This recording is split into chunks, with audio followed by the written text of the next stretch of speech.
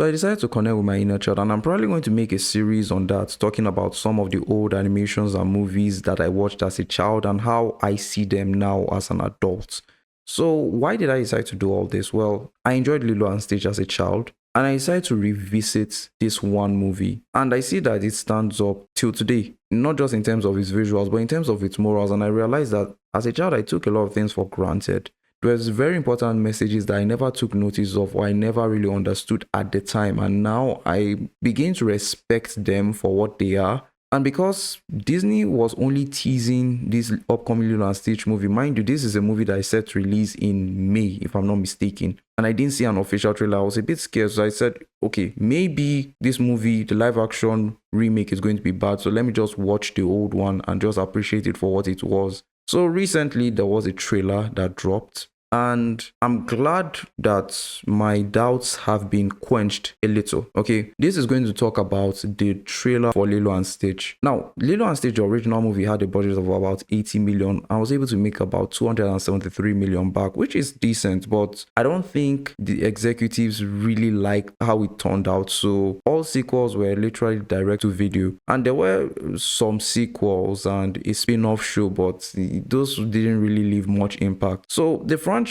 has been okay, and why I do like Lilo and Stitch compared to most of the popular Disney IPs, Disney doesn't really own most of them. For example, Snow White, Beauty and the Beast, these are all stories that have been done by other authors. They just made their own adaptation of their shows, and sure, their adaptations are very different, but these are not actual Disney properties based on the stories. They might own the film rights, they might own the animation rights, but these are not original Disney properties. Lilo and Stitch happens to be one of those very original Disney properties. So considering the fact that they were heavily focused on marketing Snow White, which at this point in time, I think we can all agree, that should be a tax write-off. I'm glad that they finally dropped an official trailer for Lilo and Stitch. But that's not without its controversies. But before I talk about the things that I do have issues with, let me talk about the aspects I did like about the trailer. I like Stitch, the fact that they brought this Stitch voice actor, and Stitch sounds like Stitch from the animation, and they are trying to recreate very particular scenes that were enjoyable within the animation, which means that they're trying to like tickle my nostalgia bone, and I'm happy with that. I'm okay with that because it's a show that it's a film that I enjoyed. So whatever they have on over, provided it's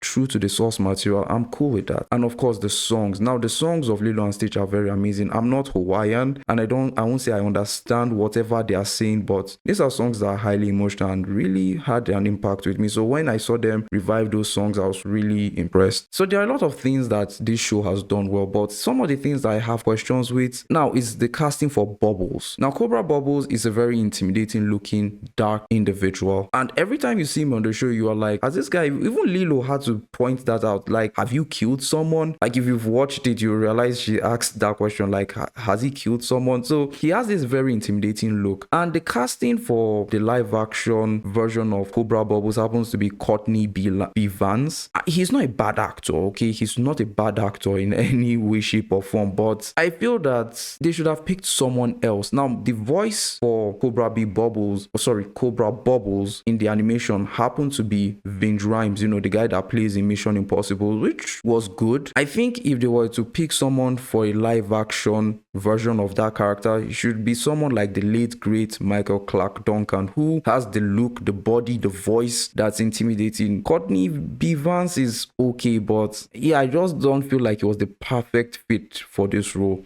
Now, I'm not saying he's a bad actor.